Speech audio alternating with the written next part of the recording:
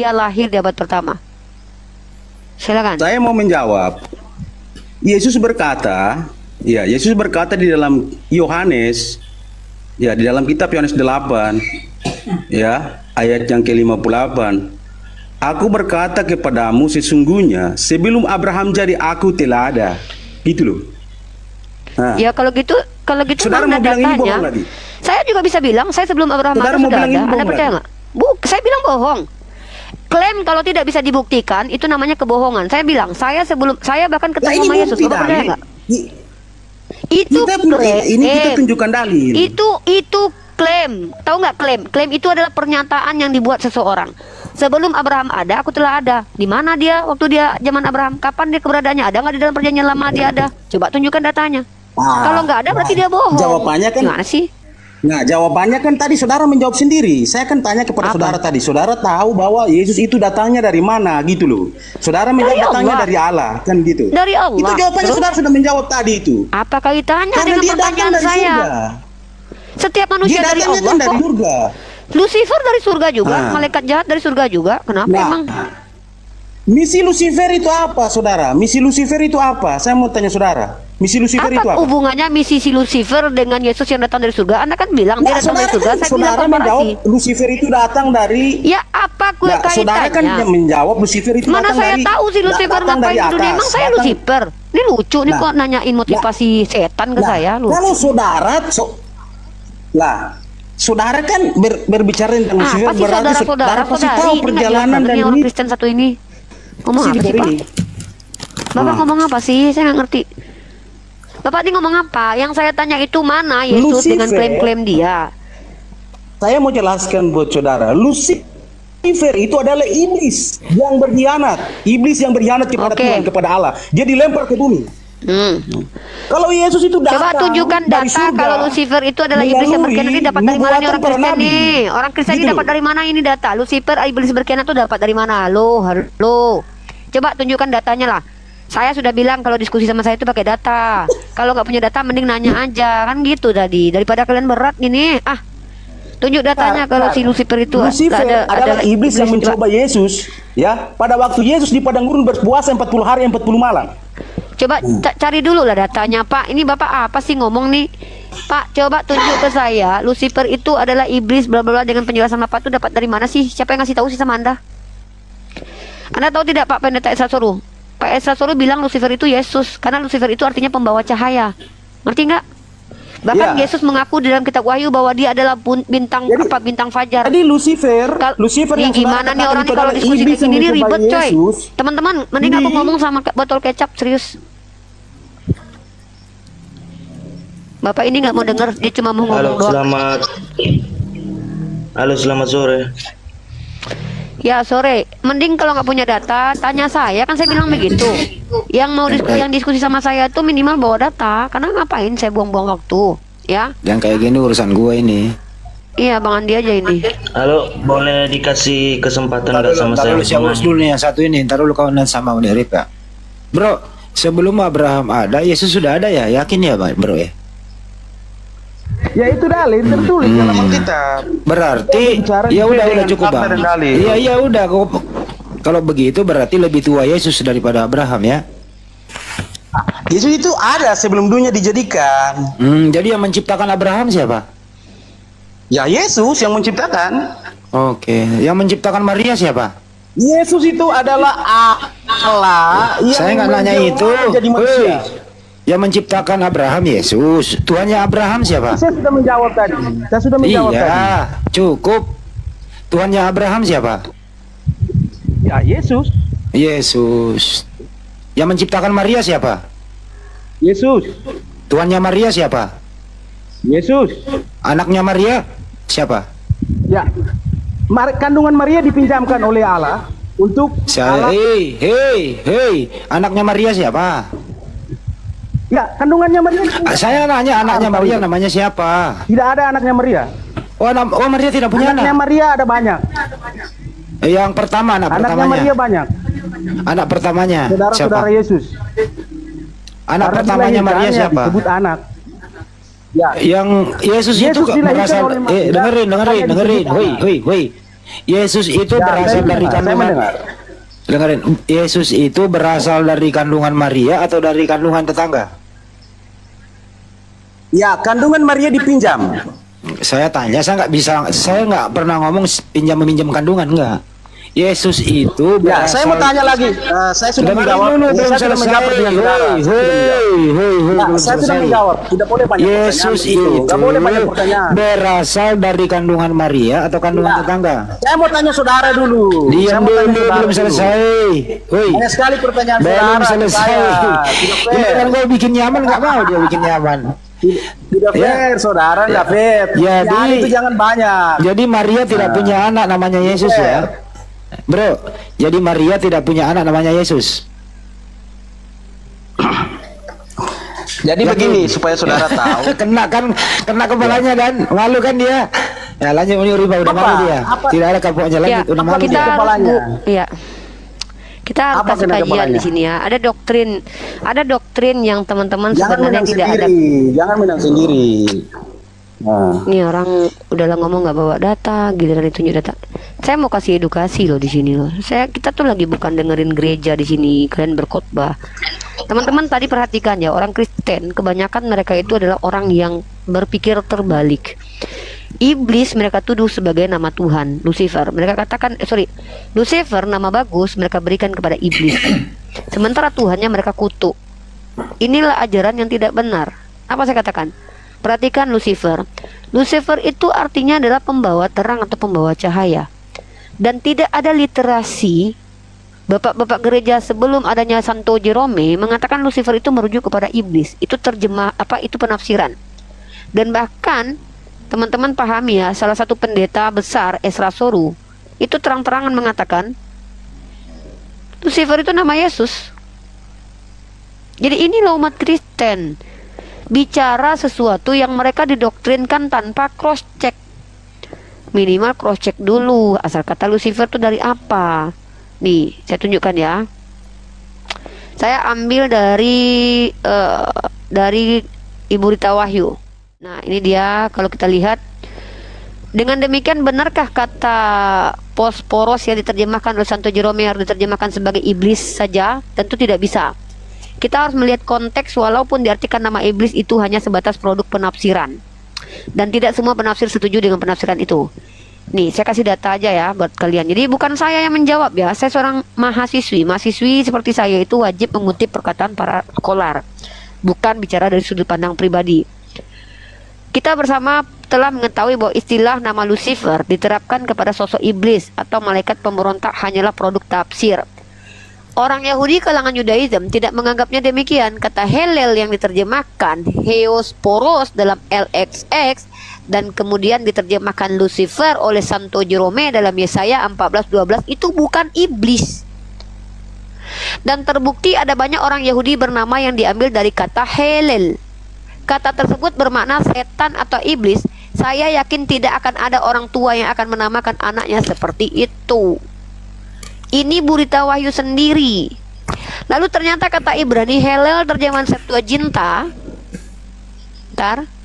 yang diterjemahkan Morning Star dalam NIV dan kemudian dikonotasikan sebagai gelar Lucifer menurut tafsir Santo Jerome. Secara literal bahasa aslinya berbeda dengan gelar The Bright and Morning Star yang ditujukan pada Kristus. Ya. Nih, ini bintang timur, Yesus bintang timur nih. Bintang timur yang gilang gemilang ditulis dalam teks bahasa asli Yunani Ho Aster Ho Lampros Kai Ortrinos. Nah, jadi di sini Burita Wahyu tidak sepakat dengan Bapak Esra Soru. Sedangkan Yesaya 14:12 bintang timur Helel Ben Shakar diterjemahkan dalam Septuaginta Yunani demikian Ho Heosporos Ho Proi. Sebuah frasa yang berbeda. Walaupun terjemahannya artinya sama, bintang timur. Yesus bintang timur, iblis juga bintang timur. Nah, sebenarnya merujuk kepada kitab Yesaya itu merujuk kepada Raja Babel. Pertanyaannya orang Kristen ketika menafsirkan ini dan itu, kalian tuh tahu dari mana gitu? Kalian tuh tahu dari mana informasi-informasi yang salah paham itu? Makanya kalau diskusi sama saya itu pakai data. Saya ngapain dengerin kalian? Saya udah tahu 6 tahun saya menghadapi kalian dengan asumsi liar. Itu bukan ilmu, itu asumsi, nggak ada manfaatnya kalian sampaikan. Bawa ilmu, bawa data, gitu. Silakan. Oke, Mbak Umi, saya tak tanya ya. Ya, kalau menurut Umi Rifa, logos itu apa, Pak? Kalau kita merujuk kepada bahasa Yunani, logos itu kan pemikiran, kecerdasan. Ya, betul. Ilmunya Allah gitu ya. Ilmunya Allah Enggak, yang bukan. belum. Itu juga logos itu merujuk. Bapak tahu nggak pembelajaran psikologi dari kata psi dan logos? Logos Ya, itu kalau bukan spesifik punya Tuhan, karena Tuhan itu kalau dalam Islam ya, itu tidak punya kecerdasan, karena kecerdasan itu adalah Allah itu sendiri. Dia tidak butuh apa-apa. Sifat ya. Tuhan itu maha mengetahui. Dan pengetahuan Allah itu beyond logic, transcendent. Ketika Kakak bicara ada data, logos ya? artinya kecerdasan. Kok bicara kecerdasan? Kecerdasan itu artinya apa?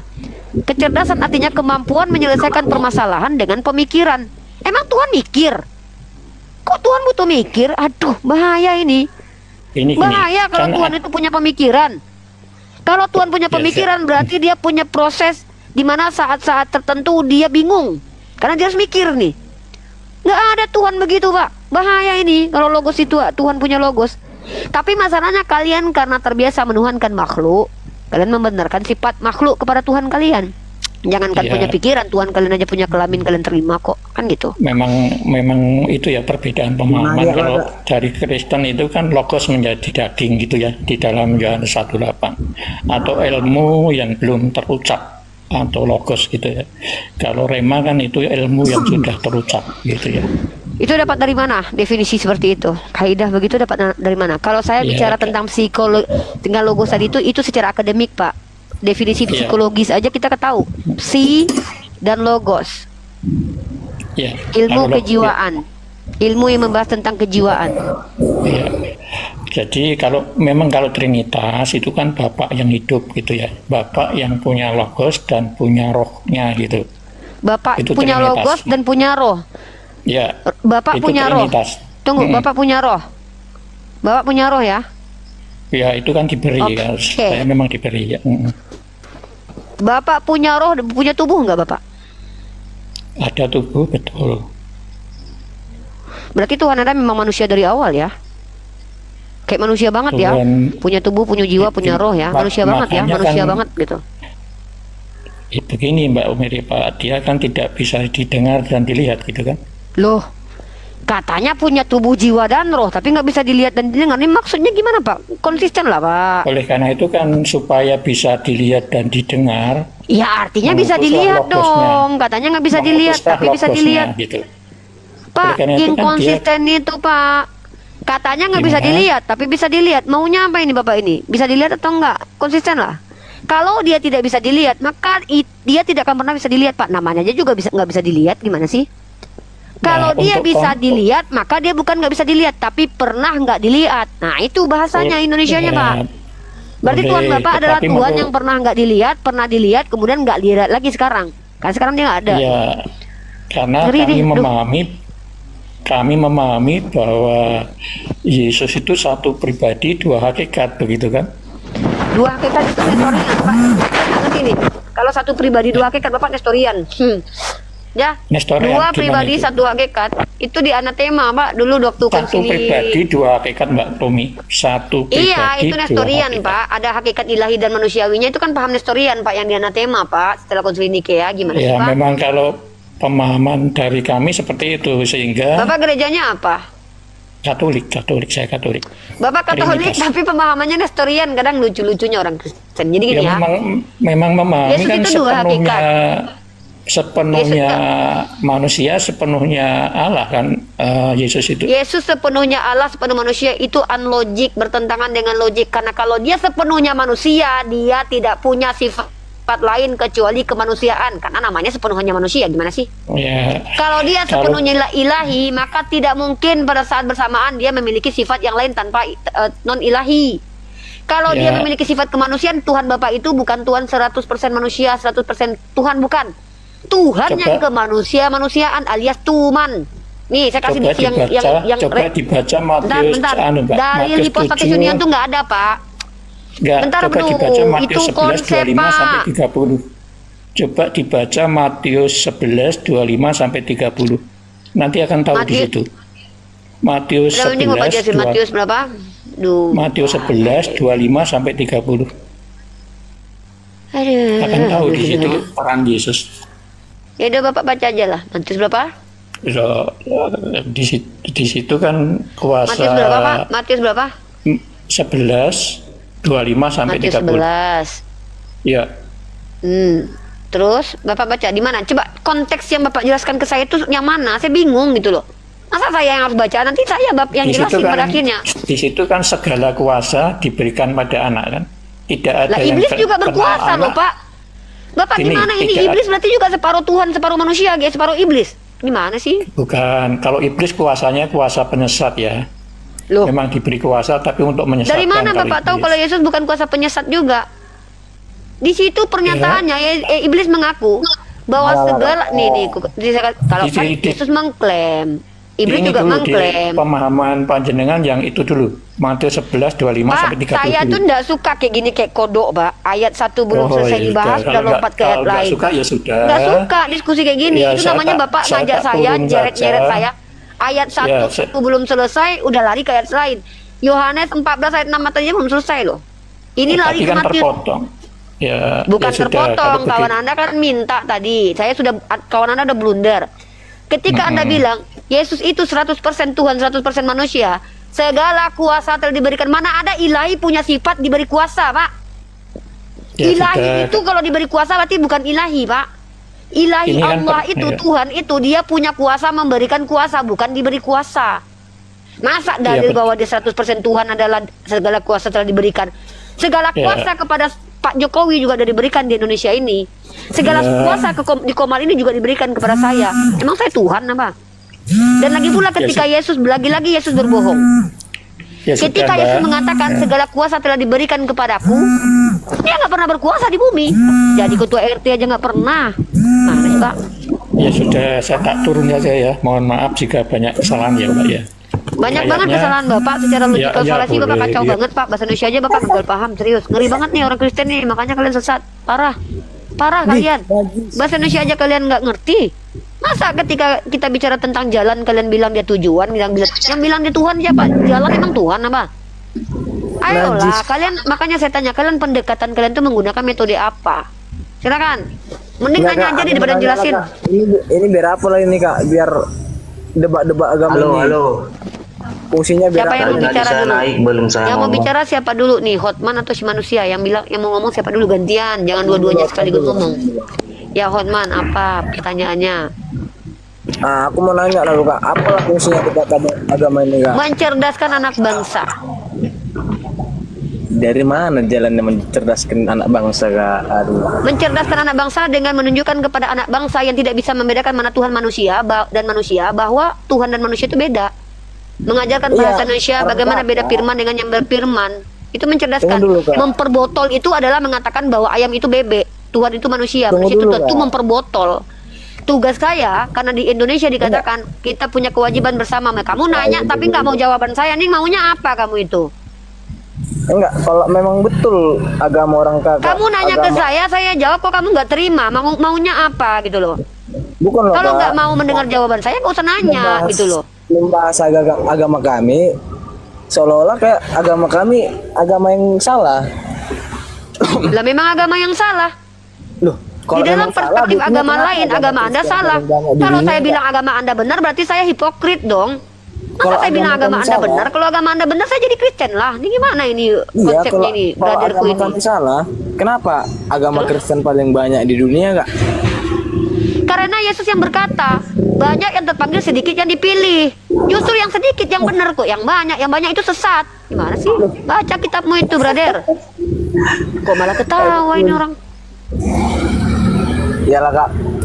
Sebetulnya kalau menurutku Kak, debat agama ini nggak ada fungsinya. Ujung-ujungnya orang kakak menghina. Karena Anda tidak peduli.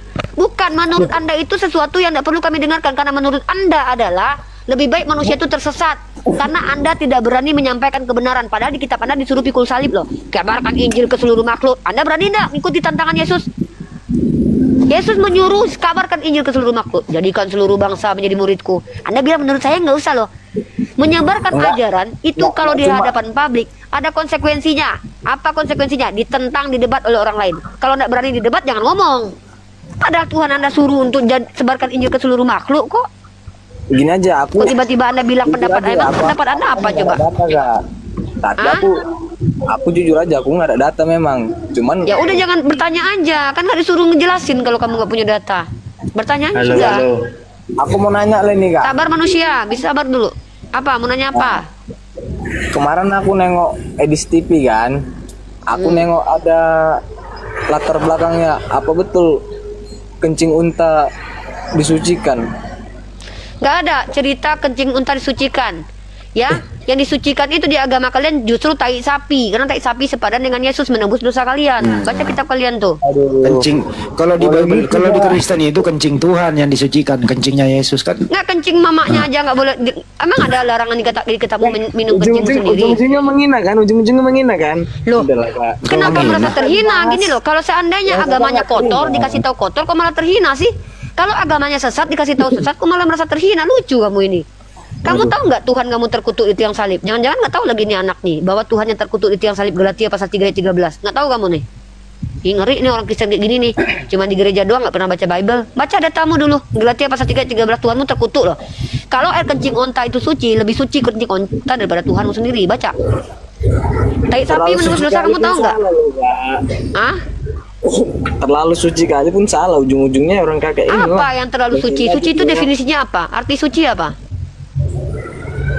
Kamu ngerti nggak yang kamu omongkan ini apa? Coba, kamu tahu tidak di perjanjian lama yang menjadi penebus dosa orang Israel itu tai sapi. Nah, dalam agama Kristen yang menjadi penebus adalah Tuhan. Jadi tai sapi sama Tuhan selevel. Tes, kedua, boleh ditanggapi nggak yang Kak Rifa ini ngomong itu? Silakan. Ya, Arang dulu mau ngomong yang tadi dibilang penembus dosa orang Israel itu tai sapi ya. Ya, Bisa nggak Bisa apa? saudari membuktikan bahwa itu betul? nih.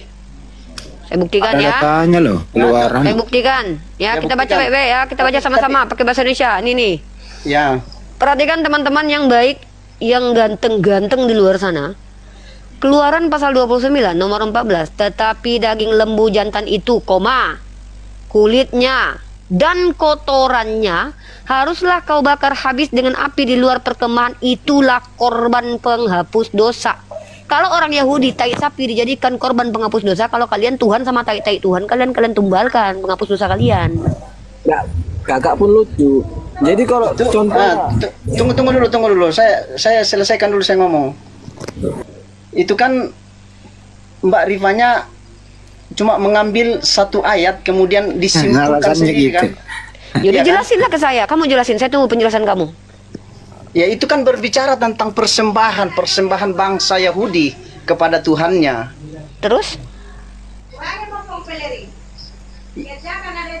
Terus? Yesus Ada itu kan kor- persembahan kan? Terus Yesus ada kan korban. tumbal. Penghapus Terus ada dosa. korban penghapus dosa. Korban penghapus dosa itu apa di situ, Bro? coba kakak mikir gini. Baca lagi. Diam dulu kau, si Andrang dulu ah. Kamu memayo kok. Andrang Kalian jelasin itu itu. jelaskan ke saya. Tunggu dulu. Tetapi daging dulu. lembu, tetapi daging lembu jantan itu, kulitnya dan kotorannya haruslah kau bakar habis dengan api di luar perkemahan. Itulah penghapus dosa. Tai sapi dulu penghapus dosa. Giliran kalian Kristen, Tuhan penghapus dosa, mati di tiang salib. Kalau dulu Iya, iya. dibakar, kalau sekarang disalib. Maka Tuhanmu selepel dengan tai sapi. Loh, kok ngomongnya begitu Mbak Rifa? Kalau di Kok orang ngomongnya- Ibrani, penghapus dosanya Iya. tai sapi. Nah, kalian Iya, Tuhan dengan tai-tainya. Gimana tuh? Maksudnya kan saya paham Ibu Rifa ini kan orang berilmu. Tapi kok jatuhnya ke menghina keyakinan orang? Kok menghina? Coba dengarkan. Iya. Tetapi daging Enggak, lembu tunggu, jantan tunggu, itu tunggu dulu. termasuk Tunggu dulu. kulitnya dan kotorannya dibakar untuk penebus dosa. Dan Kak, Tuhanmu aku- itu adalah penghapus dosa karena aku ditumbalkan. turun ya, Kak. Maka ketika izin orang turun. Yahudi itu menjadikan kotoran sapi sebagai tumbal untuk penghapus dosa, kalian Tuhan dengan tai-tai Tuhan sekaligus jadi penghapus dosa. Jadi Tuhan kalian dengan tai sapi nggak ada bedanya, dengan lembu nggak ada bedanya Tuhan kalian. Makanya Tuhan kalian dikatakan anak domba kan? Mbak Rifa ini manusia biasa sih apa Tuhan ya apa dewa kok Saya begitu manusia coba? biasa yang nggak mau Iya, manusia biasa. dibodoh-bodohi. Aku izin turun Ya ya, Kak, manusia ya. biasa kan, manusia biasa kan. Ya. Apa kapasitas Ibu Rifa kok sampai keluar ngomongan itu ke orang lain? Kapasitas Kapasitasnya saya apa? adalah sebagai seorang manusia yang berpikir, seorang yang belajar, yang tidak rela dunia ini dirusak peradaban hanya karena orang-orang yang mengatakan Tuhan itu manusia, manusia itu adalah Tuhan, sementara definisi secara ilmiah sudah ditentukan. Orang-orang Iya. ini akan merusak peradaban. Jadi kapasitas saya adalah sebagai orang yang belajar di tataran ilmu pendidikan, komunikasi penyiaran Islam. Saya mencoba menunjukkan betapa orang Kristen ini sedang menghina Tuhannya dengan menyamakan Tuhannya sama tai. Ya gini Mbak, silakan aja Mbak mencerdaskan umat Islam, tapi jangan menghina keyakinan orang lain. Loh, karena gimana gini loh, penghinaannya? Mbak, Coba, tunggu, menghina, di Mbak, mana tunggu. penghinaan saya terhadap keyakinan orang lain? Tunjuk datanya. Itu omongan Mbak tadi yang menyamakan Yang mana? keyakinan orang Kristen itu sama dengan Loh. tai gitu loh. Itu kan menghina loh. Saya tanya, di sini ketika tai sapi dijadikan korban penghapus dosa, Yesus korban penghapus dosa nggak? Ya apa? Itulah saya tanya, apa kapasitasnya Ya Mbak? udah selepel. Enggak Apa saya lah. menghina? Itu konsekuensi. loh. Gini, Gimana gini, sih, gini, ente? gini, sekarang saya tanya balik, misalkan, kenapa kalau Islam bertanya, Kristen menjawab, tetapi ketika Kristen menjawab, kenapa dipolisikan? Karena kalian menipu, memfitnah Loh, dan tidak membawa data. gini. Contoh si Gini anak kan. Batak, si anak Gini kan, Batak Pak. bilang apa? Enggak. Anak Jawab Batak mengatakan, kau ginilah, kau tanya aku jawab kau nggak terima. Si Gracia Pelo kenapa ditangkap polisi? Dia bilang Nabi Muhammad menggagahi, tertarik dengan Zainab. Dia buat sesuatu yang tidak tertulis. Saya menggunakan yang tertulis. Saya berdata dan ilmiah. Itu ada Sementara kalian Kristen kebanyakan menipu. Kenapa? Kalian tidak punya kapasitas membahas Al-Quran. Sekarang Kalian saya tidak tanya, mengerti bagaimana mentafsir Al-Quran. Tidak mengikuti kaidah ilmu Islam. Tapi kalian mengada-adakan sesuatu yang tidak ada. Wajar kalian ketangkoi polisoi. Karena kalian menipu. bukan. Kami orang Kristen tuh Mbak, diapain pun dihina kami, dibakar kitab suci kami tidak akan membalas karena kami percaya. Bohong, Dengar jangan dulu, nipu dengar dulu. lagi depan saya. Anda Dengar tahu tidak dulu, yang dengar. menjajah negara ini siapa? Orang Kristen. Yang mengadakan kolonialisme itu menggunakan doktrin interkaitera Kristen. Para penginjil kalian itu membawa doktrin rasisme, nomen sense.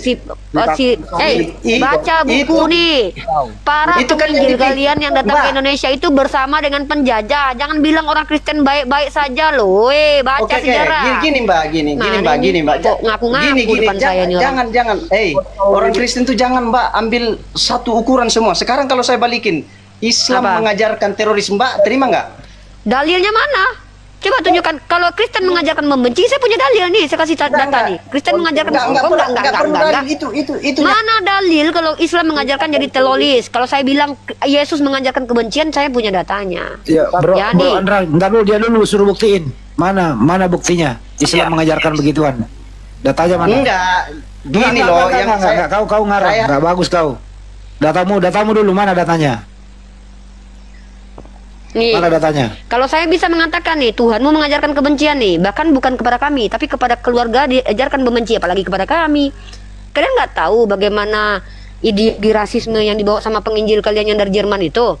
Belajarlah sejarah, brother.